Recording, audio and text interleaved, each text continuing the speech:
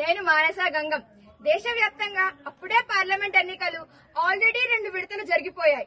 ఇంకా 5వ విడత జరగవలసి ఉంది. మన 2 తెలుగు రాష్ట్రాలలో మే 13వ తారీఖు ఎన్నికలు జరగవలసి ఉంది. ఈ హడావిడిలో చాలా సంవత్సరాల నుండి హిందువులు కోరుతున్న ముఖ్యంగా 3 విషయాలను ఏ హిందూ సంఘాలు కానీ ఈ సమయంలో ప్రస్తావించలేదు.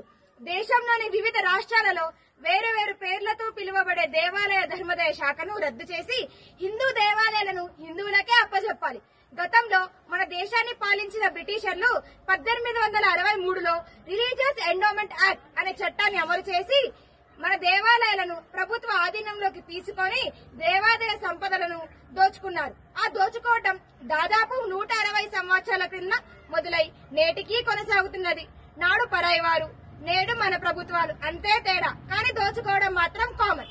దేశానికి స్వాతంత్రం వచ్చింది, కానీ మన దేవాలయాలకు ఇంకా రాలేదు. ఇది హిందువులందరూ సిగ్గుపడవలసిన విషయం. మన దేశం లౌకిక దేశం, అంటే మత ప్రమేయం లేని దేశం. అంటే ప్రభుత్వాలు మతాలకు అతీతంగా పరిపాలించాలి. ప్రభుత్వాలు ఎటువంటి మతపరమైన కార్యకలాపాలు చేయకూడదు. దేశంలో ప్రధానమైన మతం హిందూ మతం. కేవలం హిందూ మతానికి సంబంధించిన దేవాలయాలను ప్రభుత్వం తమ ఆధీనంలో ఉంచుకొని నిర్వహించడం ఎంతవరకు సబబు? వేరే మతాల వాళ్ళు వారి వారి ప్రార్థనా స్థలాలకు వెళ్లాలంటే ఉన్న పరంగా వెళ్లవచ్చు. కానీ ఒక హిందూ దేవాలయానికి వెళ్లాలంటే జేబులో డబ్బులు చూసుకొని మరీ వెళ్లాల్సిన పరిస్థితి కల్పించాయి ప్రభుత్వాలు. దీని ద్వారా ఎందరో హిందువులను గుడికి రాకుండా ధర్మానికి దూరం చేస్తున్నాయి ఈ ప్రభుత్వాలు. దేవాలయానికి వెళ్లగానే వాహనాన్ని పార్కింగ్ చేయడానికి టికెట్, చెప్పులు ఉంచడానికి టికెట్, ఫోను ఉంచడానికి టికెట్, దేవాలయంలోకి వెళ్లనే లేదు. అప్పుడే 3 టికెట్లు. లోనికి ప్రవేశించాక అభిషేకం, హారతి, అర్చన, కళ్యాణం, కొబ్బరికాయ కొట్టడానికి, స్వామివారికి నైవేద్యం నివేదించడానికి అన్నిటికీ టికెట్. ఇక ఆర్థిక సేవలకైతే టికెట్, ఆపై జీఎస్టీ. దేవాలయంలో జీఎస్టీ ఏమిటి? చండాలంగా సిగ్గరిపించట్లేదా? చివరిగా ప్రసాదమైనా ఉచితంగా ఇస్తారంటే అది లేదు, దానికి టికెట్. మీకంటే మా వీధిలో షావుకారు నయం. సరుకులు కొన్న తర్వాత ఒక చిన్న బెల్లం ముక్కనైనా ఫ్రీగా ఇస్తాడు.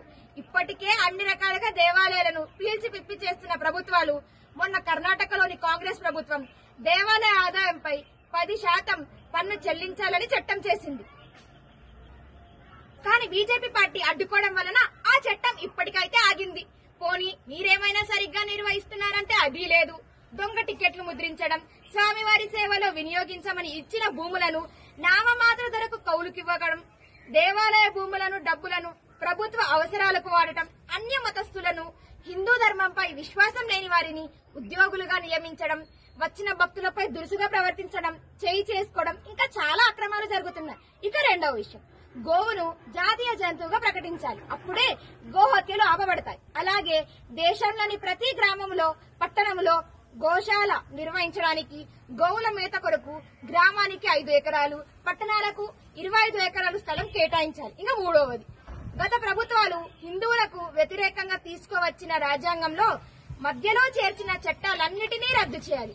ఇవన్నీ కేవలం ఒక బీజేపీతోనే సాధ్యం. దయచేసి హిందూ బంధువులందరూ ప్రస్తుత సమయంలో మీ ఊరికి, పట్టణానికి ఎన్నికల ప్రచారంలో భాగంగా వచ్చే కేంద్ర నాయకులు, మోడీ గారు, అమిత్ షా గారు లాంటి వారికి, కేంద్ర మంత్రులకు, రాష్ట్ర నాయకులకు, కిషన్ రెడ్డి, బండి సంజయ్ లాంటి వారికి, బీజేపీ ఎంపీ అభ్యర్థులకు అందరికీ ఎక్కడ పడితే అక్కడ ఈ 3 విషయాలను పేపర్ పై వ్రాసి వారు అధికారంలోకి రాగానే వీటిని తొందరగా అమలు చేయాలని మన ఆవేదన వ్యక్తం చేయండి. దయచేసి హిందూ బంధువులందరూ వీలైనంత ఎక్కువగా ఈ వీడియోని షేర్ చేసి బీజేపీ పార్టీకి ఓటు వేసి మన హక్కులను సాధించుకుందాం. ఇది ఒక్క బీజేపీ పార్టీతోనే సాధ్యం. అబ్కి బార్ 400 బార్ మోడీ సర్కార్. భారత్ మాతా కి జై. భారతీయ జనతా పార్టీ కి జై.